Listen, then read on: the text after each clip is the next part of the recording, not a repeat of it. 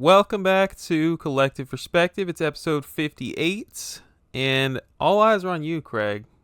We're going to be talking about, I don't know about you listeners, but I know nothing about Vita collecting.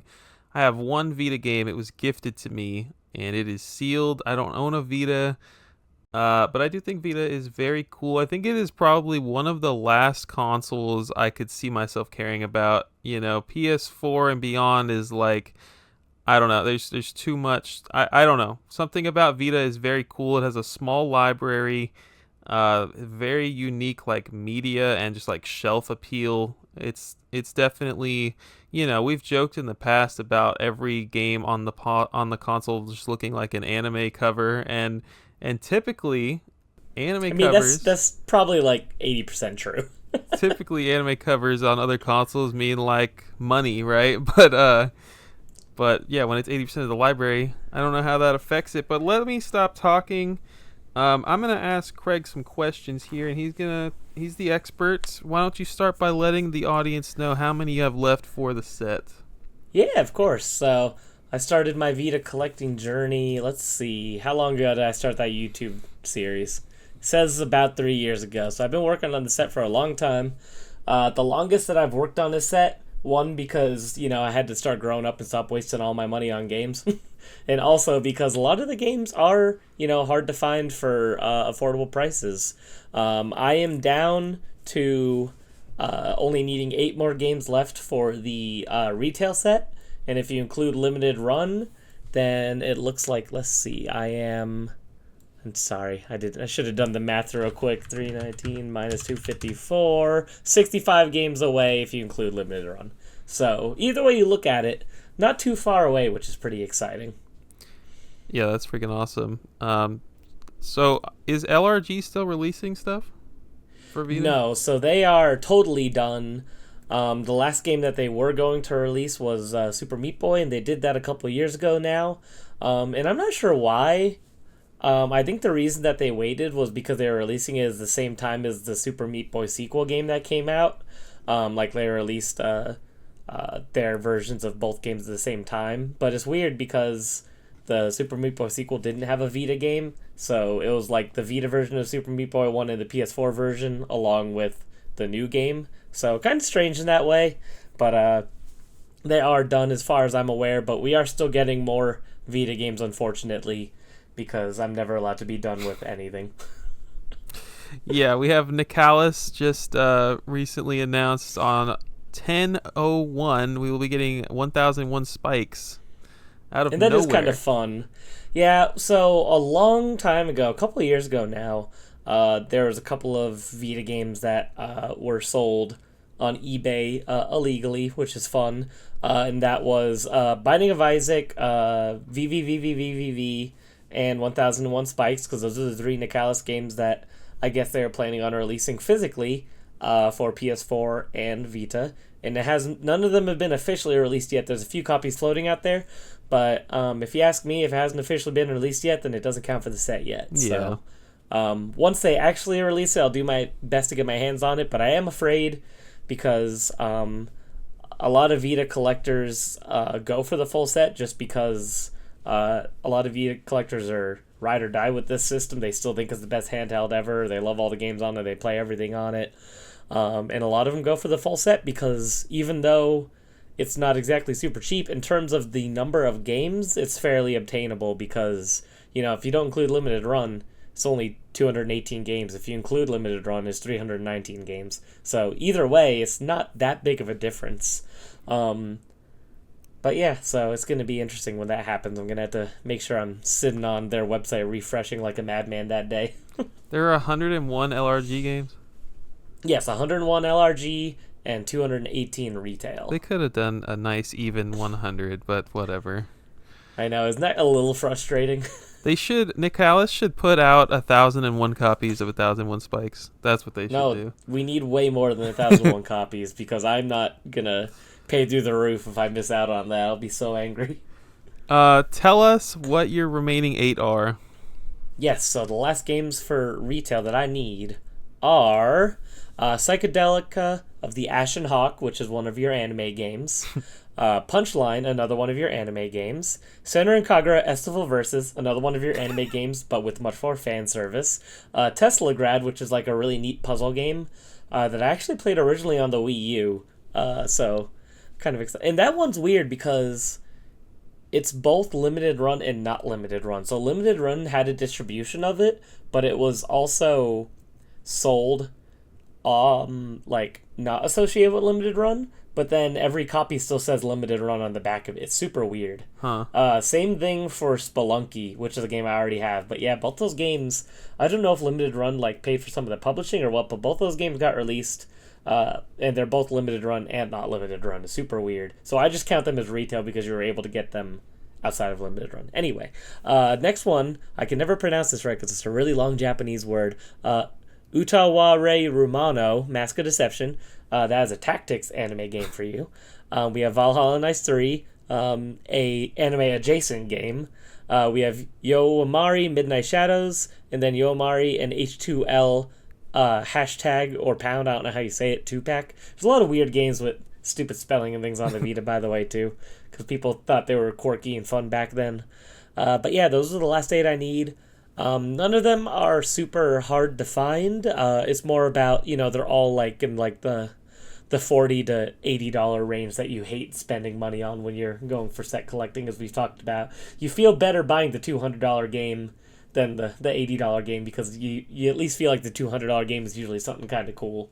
And then there's just so many games in that, like, that above, like, new recent release game price that just feels gross to spend the money on. So yeah.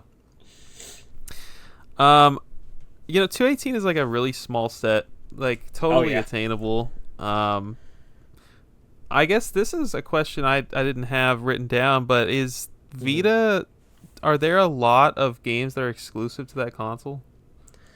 So it's kind of hard to say. At one point there was, but a lot of Vita games have eventually been ported to other things. Like, for example, one of my all-time favorite games, Valhalla. That is a cyberpunk bartending action game, and that was a Vita and Steam exclusive, but now that's been ported to everything else. For the most part, a lot of these games have either been brought into Steam in some way, or a lot of them have found another life on the Switch, or have gotten remasters in some way. So, unfortunately, a lot of games aren't super exclusive to the Vita anymore, except for a lot of the weird random anime games like we've mentioned. Like, I know, like, Strangers of Sword City, and a couple of different ones like that. I believe Papers, Please actually is still... That's the only console it's on, which is a very popular and famous game, so that's kind of cool. But, there's a lot... The library is great, but it's not as exclusive as it once was, because a lot of the games... unfortunately, Vito's a failed console, so a lot of those games eventually migrated elsewhere. Yeah, that's how it goes. That's interesting, though. I that would be a good list to make. What games are exclusive still? Yeah, off the top of my head, I don't know. Like, I look and I'm just like... But it's like... Then you think about some of the ports on it, too. Like, Ys 8 on the Vita. It's like, that's a console game. It's really cool that runs on there. Frame rate might be a little choppy, but it's totally tolerable, honestly. Borderlands 2, pretty choppy, but still tolerable when you're playing on a tiny screen like that. Lots of cool stuff like that. A lot of huge JRPGs like the Trails games and Persona 4 Gold and different things like that. So lots of really cool stuff on there. The Jak and Daxter games, the Sly Cooper games, the Ratchet and Clank games. So, did a lot of games use the touchscreen? Not a crazy amount that I've played, honestly. There's a couple of, as always, first-party games that kind of forced it on you, like the God of War collection or Uncharted Golden Abyss and things like that, because they wanted to sell the tech of the system at the time. But for the most part, any of the games that you would want to play on there is either minimal or not totally required. So, okay. Yeah, I love gimmicks. Like 3DS, Wii, I just love gimmicks. It is fun, yeah. I think about, of course, we all know I love my Gravity Rush. Gravity Rush has some gimmicky stuff on this version since it was the original version. To do your sliding move, you have to touch the inside of the touch screen, and then you can't use the stick to move your character, so you have to turn it like you're driving a wheel to make Cat turn, and it makes those timed missions total hell, but Still very fun. All right, let's talk about like, is it tough to find? I know you said that it is hard to find some Vita games. I guess talk about where you recommend people buy Vita as far as like online retailers, locally. Let's talk about that. Yeah, it's hard because in general, Vita is just so scarce. If you go to your local, like your local game store, you're gonna probably see 100 times more Wii U games than you are Vita games, and they sold pretty comparably. The Vita, just in general, a lot of the games got very low print runs or just one print run. Often you'll just see like the same 10 games everywhere you go. Like you'll see Ben 10 Galactic Racing, Uncharted Golden's Abyss, Gravity Rush. A lot of the same games that people bought. And it kind of leads to, basically every game for the system that's not first party being kind of uncommon. So it's a very difficult system to collect for if you want to do it locally. Because, as I've said, Vita collectors are crazy. If someone gets in a big collection of Vita games into their local store, it's probably going to sell the exact same day. Really, the only way to effectively collect for Vita, honestly, as unfortunate it is just the eBay route. Because you'll be able to find almost any game at any given time. You might have to pay up for it, but if you're one of those people that's like, I only like to, collect in person. I like to see my games before I buy them, make sure they're in the condition I want. If you have that mindset and you're going for a Vita set, you'll probably finish by the time you retire because, I have 254 Vita games right now. Probably maybe at most like maybe 30 to 40 of those have been in person. I'm not even kidding, because you just don't find them. And we all prefer game collecting and game hunting and buying in person because it's just more fun to go out there and find things. But for some reason this console is just, it's these games, not a lot of them exist, and the community surrounding these games is so dedicated and so loyal, and they love them so much that a lot of people that have their Vita games don't ever want to get rid of them. So a lot of these games end up in people's collections, and they stay there for either very long term or possibly forever. Yeah, that's something that's kind of always been true for like RPGs. It's people on like Super Nintendo held on to their Chrono Triggers, their Earthbounds, their freaking Final Fantasy 3, 6, whatever. Like they sink 100 hours into a game as a kid. They don't necessarily want to get rid of that. Like that's just something that people have observed as we've started turning this hobby into a collectible hobby. But for sure. And that being said, like Vita has so many RPGs, I imagine, with all those anime covers. So if you are a fan of role-playing games of any kind, JRPG, action RPG, if you are a fan of visual novels, or dungeon crawlers, this is the system for you.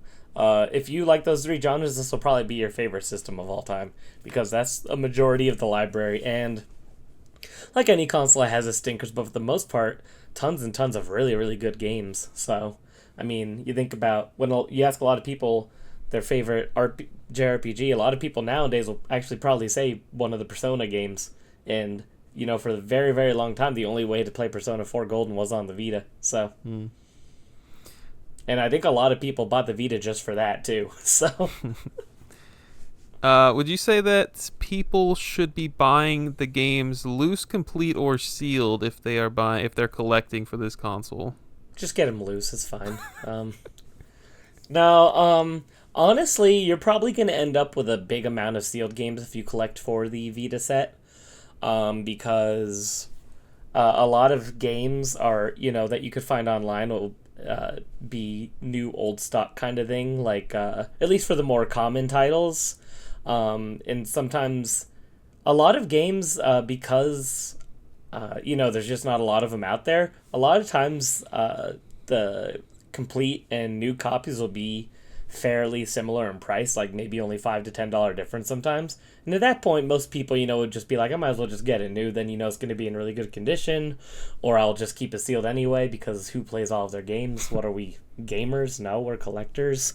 So, I obviously, CIB is the way to go, so you could actually play your games, observe them. But there's a lot of Vita games with random inserts too. And it's hard to know whether or not you're missing an insert for your game. So if you have the opportunity to buy one of your games sealed and the price is comparable to CIB, definitely recommend that. I don't want to know what Vita games have inserts and what don't, because I'm sure I'll cry when I realize how many I'm probably missing and don't even know it. For the most part, I always try to look at multiple copies to see what games came with something and what didn't, but you never know. So, I think there's like maybe 2 or 3 games that I could think of off the top of my head that actually have full-fledged manuals too. So, Like non-LRG. yeah, like I know Shovel Knight is one that has like a really thick manual. That's cool. So there's a couple of them out there. So CIB or new is the way to go. I'm not an advocate of collecting anything loose, but that's because I'm a crazy person. So No, you're a sane person. um. Okay, so dang, I just had a good question in my head. It'll come back. there you go.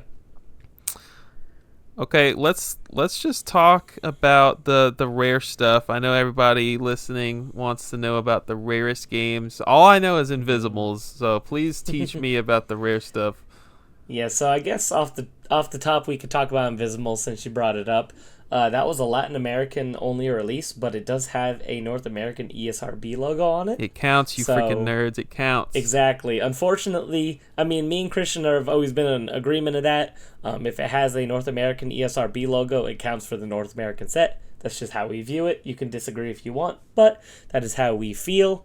So that is definitely a hard one. And that game does have like an insert that you could scan on the Vita camera, and it's like some sort of AR thing. I haven't tried it because I'm not going to play Invisibles, let's be real.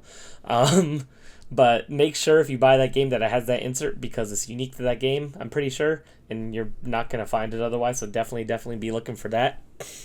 Next up, we have A Rose in Twilight and R No Surge Plus. So both of those games, A Rose in Twilight, I want to make sure I get the publisher correct, or the developer, because I'm pretty sure that it was NIS America, but I don't want to lie. Yes, so they were both games developed by, or not developed by, but published by NIS America. One of these games, Rose and Twilight, did get a Steam port. R No Surge Plus Ode to the Unborn Star is a Vita exclusive. There is a PS3 version, but it's not considered the complete version. The Vita version is. These games were exclusive to their website. They were only ever sold as special editions as far as I'm aware, so it's very hard to find just the game on its own if you want. I only have the games on their own because it saved me a lot of money, honestly, and to me that's good enough to be considered complete. But those games are very uncommon, both in the $300 to $400 range on average for CIB. And I count them towards the retail set just because they are ESRB rated and they are not released by Limited Run. Limited Run is fuzzy because a majority of their Vita releases don't have ESRB logos, which is super weird. So that's why I'm kind of on the fence of counting them, and that's why I separate them into kind of like different categories of set collecting. And most Vita collectors do. If you talk to most Vita collectors, they have, most of them just collect the retail set, and then some of them will do retail plus limited run or different things like that.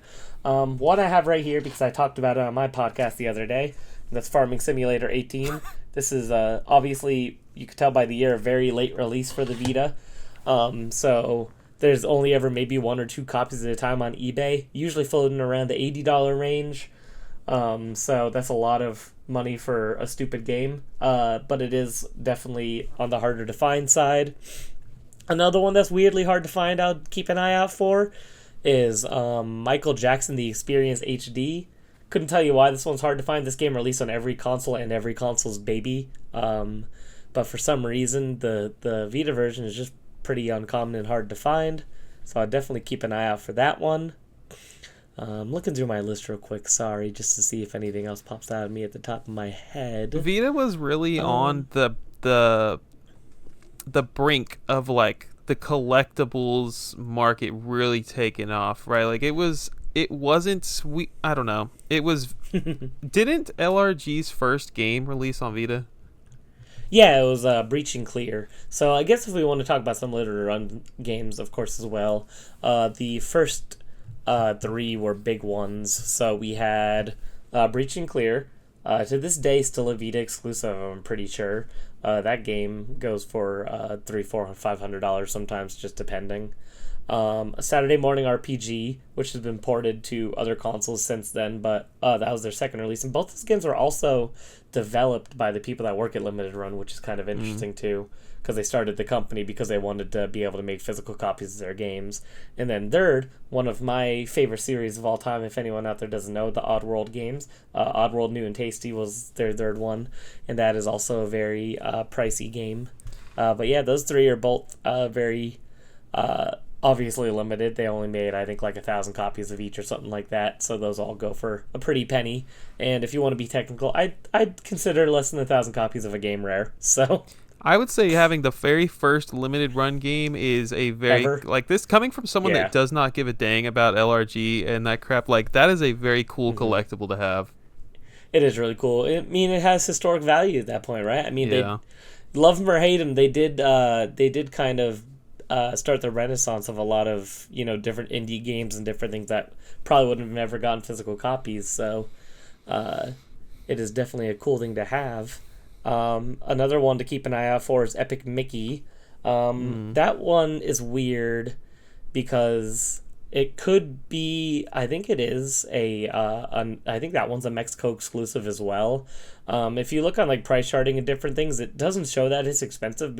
That's because it gets mixed up with the other region codes all the time for some reason on Price Charting's website. Like but Epic Mickey 2, I don't know. It's like a triangle with the letter U in it. I don't know what country that would be. Might be Japan.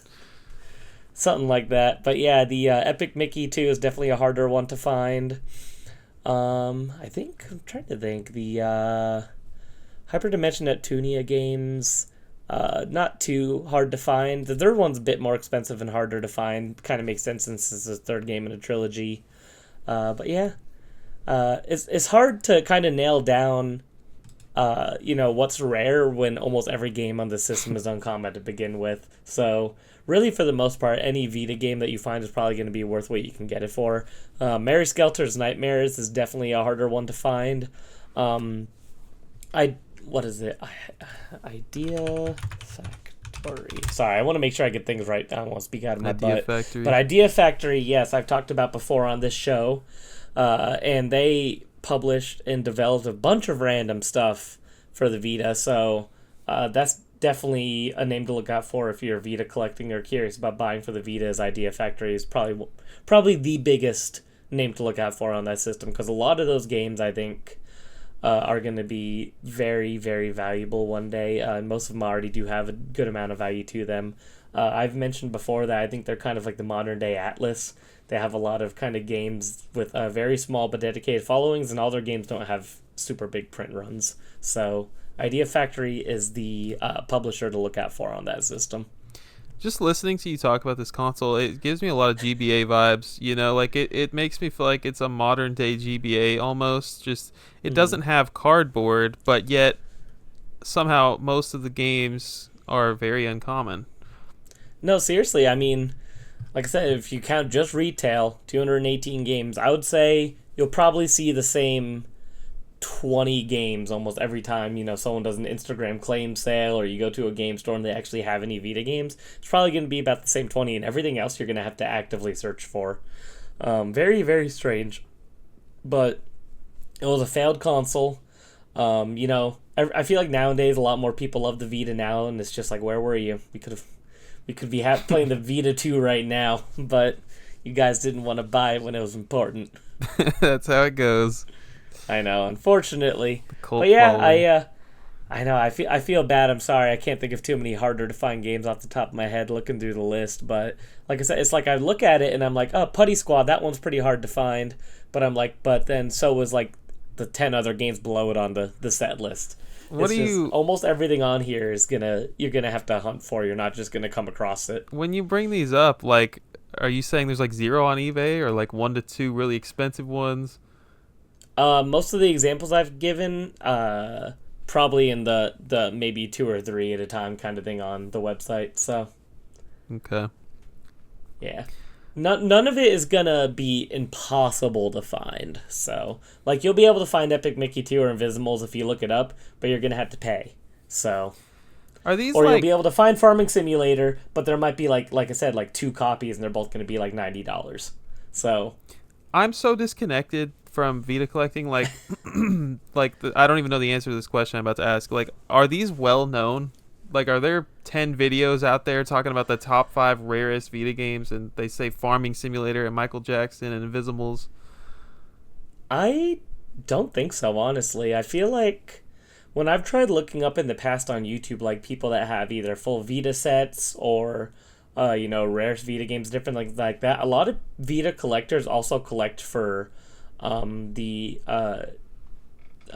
like, kind of like universal system where it's like like you go to play Asia and it's a game that works Oh, everywhere. There's no rating, and there's a lot of games like that are very hard to find as well.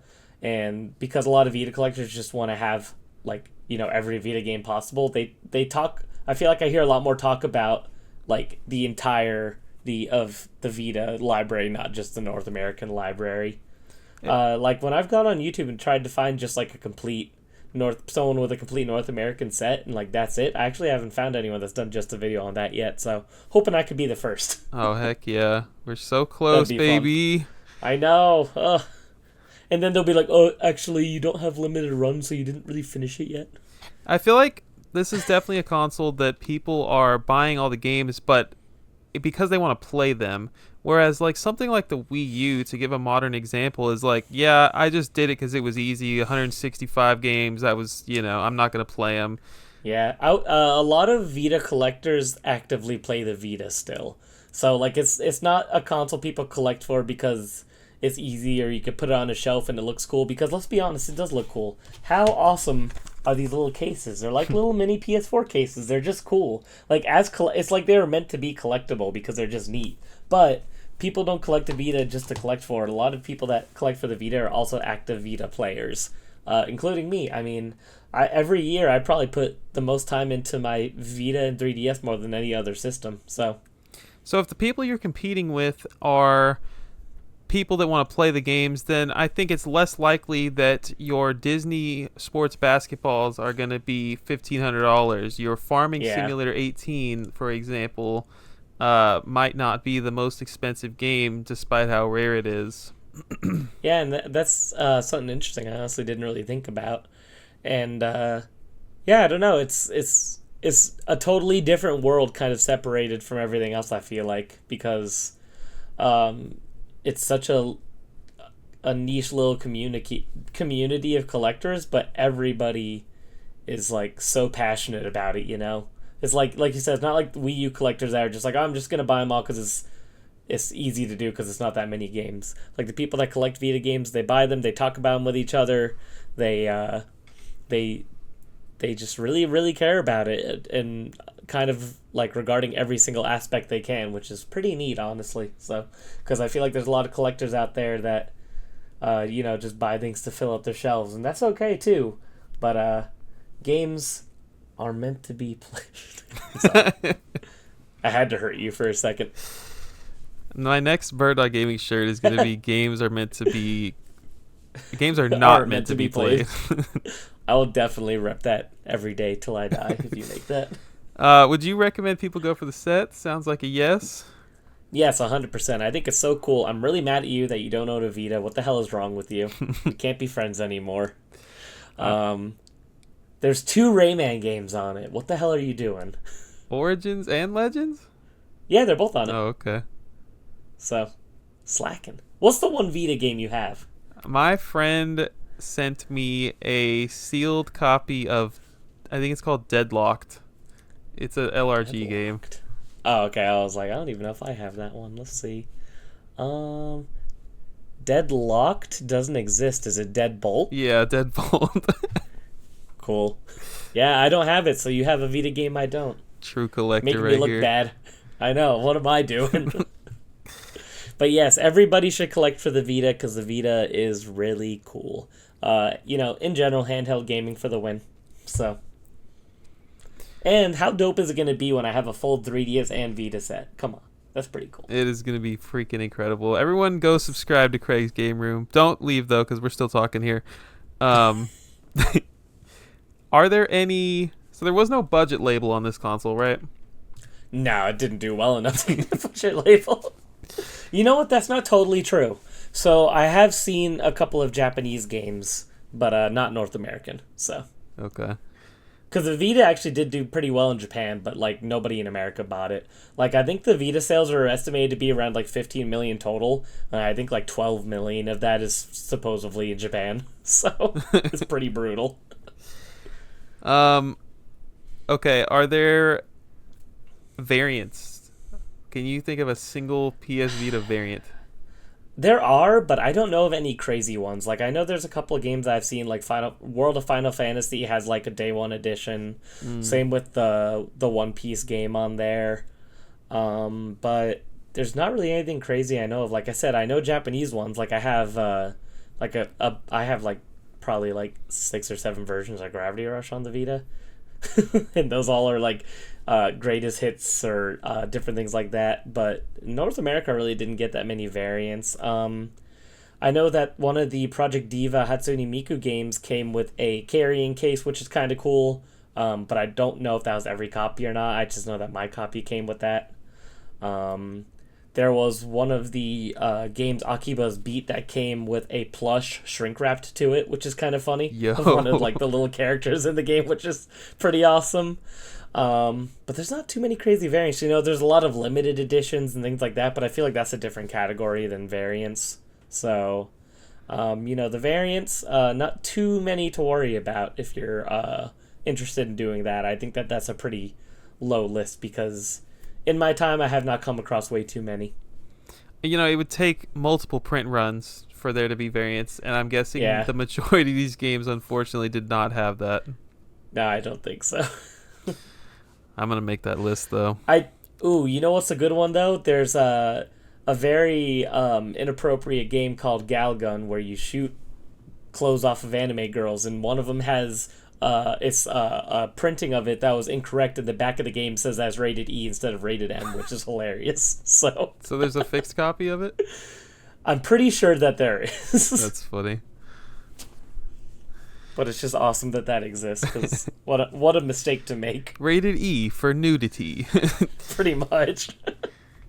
Okay, so we talked about the rare games. Is there any difference, like, I don't know, are there any games that are expensive but not rare? Probably not.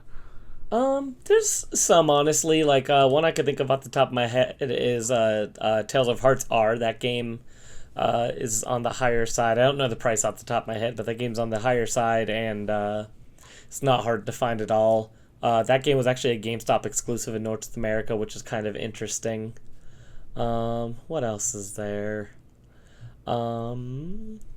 Ys 8 is more expensive, but it's not that hard to find. Silent Hill Book of Memories is very common, but that's like a $70 game last I checked. It's been a while, but last I checked it was still pretty expensive. So decent amount of random games that are on the higher side, but have absolutely no right to be, because those are the kind of games that you see all over the place. Couple of long-running beloved franchises you just named right there. Makes sense. True, but it's the worst Silent Hill game ever, according to everybody. So it's not even a horror game. So I think that is it for my questions. Yeah, thanks for letting me pick your brain, man. of course, in case you were wondering, there are 13 Lego games on the system too. So that might be a record. Fire through your last 8 one more time, just for me and the audience. Yes, of course. So if anyone wants to hook your boy up, They do. we need Psychedela of the Ashen Hawk. We need Punchline, Senran Kagura Estival Versus, Teslagrad, Utoe Romano Mask of Deception, Valhalla Knights 3, Yo Mawari Midnight Shadows, and Yo Amari and HTOL 2-pack. That is all that is left. Exciting stuff out here. I can't wait to have 8 GameCube games left. How many GameCube games do you have left right now? Like 65. Well, I got like 14 coming in the mail right now, but we'll so reassess. Close. What are you gonna do when you're done? Are you gonna be like Thanos at the end of Infinity War, where you just look out at the sunset, take a deep breath? I'm gonna light both GameCube rest. shelves on fire. That's what I'm gonna do. That'd be the most baller thing to ever happen in game collecting. Yeah, so Craig has been doing videos to show off his Vita collecting progress. So you can watch like what 5, 6 of those. Yeah, I have. Let's see. I have, yes, 7 parts of those out. So part 8 will be the final part until I do like a part 9 whenever I finish the limited run games. But different story. So go get caught up on that series, and yeah, go subscribe to Craig's Yeah. Game Room right You'll now. be able to see me throughout the years with different hairstyles and different facial hair. It's a great time. Yeah, seriously though, thank you for doing this. I enjoyed this. Of course, I absolutely adore the Vita. If anyone wants to just hit me up and talk about the PlayStation Vita, I will totally be down because I think that it is just the coolest little machine with the, like I said, the coolest little boxes. I'll never get over how cool Vita box is. And yeah, shout out to the PlayStation Vita. Make a second one, Sony. He's in the Discord, the Bird Dog Gaming Discord. If you want to talk to him about Vita, he's on Instagram. Anywhere else they should hit you up? You could listen to my new podcast. I'm gonna plug it here. Generations Behind, baby. Excellent stuff over there. All right, we're gonna wrap this up. Thank you guys for watching, and we'll see you next month for a couple more. Take care, y'all.